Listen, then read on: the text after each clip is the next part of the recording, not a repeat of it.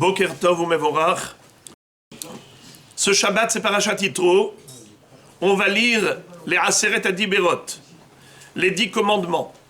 Beaucoup de gens se lèvent, restent debout pendant la lecture des 10 commandements. Est-ce que d'après la halakha, c'est bien? Ce n'est pas bien? C'est neutre? Quel est le din à ce propos?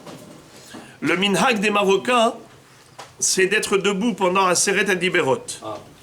Mais ça a été critiqué. Pourquoi?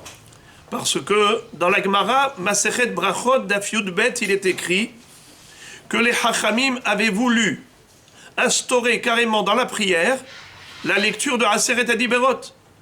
Comme tous les matins, on lit Parashat HaKorbanot, on lit Parashat HaKetoret, les Ashkenazim ils lisent Parashat Amman, n'est-ce pas? Tous les jours, dans la Tfila.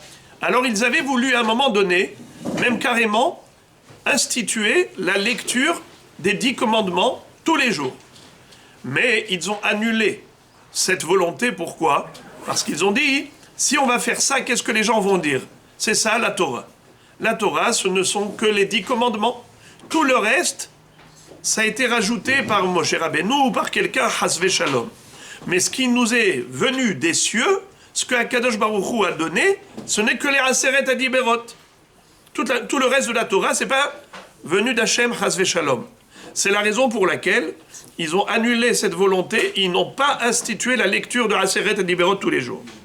C'est la raison pour laquelle le Rambam dit que même dans une synagogue où on a l'habitude de se lever, il faut annuler ce minhag. Parce que si on se lève que pour Aseret Adiberot, on laisse croire que c'est cela la Torah. Or, tout est la parole divine.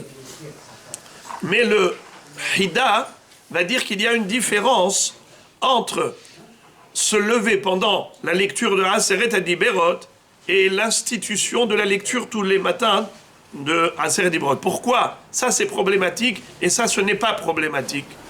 C'est parce qu'il dit que quand on lit toute la paracha et on se lève pour Aseret Adiberot, ça veut dire une lecture qui se fait plus behidour, plus joliment, avec plus d'enthousiasme. Mais ça ne veut pas dire qu'on a disqualifié le reste. La preuve, c'est qu'on lit tout en même temps.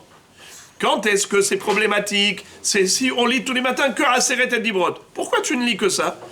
Pourquoi le reste, c'est pas de la Torah? C'est ce que la Gemara appelle Mipene Taromet Haminin. Dans la Gemara Brachot Daf Yud Bet, elle dit pour pas laisser la parole et quoi que ce soit, aucun argument au minime qui cherche Hasve Shalom à détruire la Torah.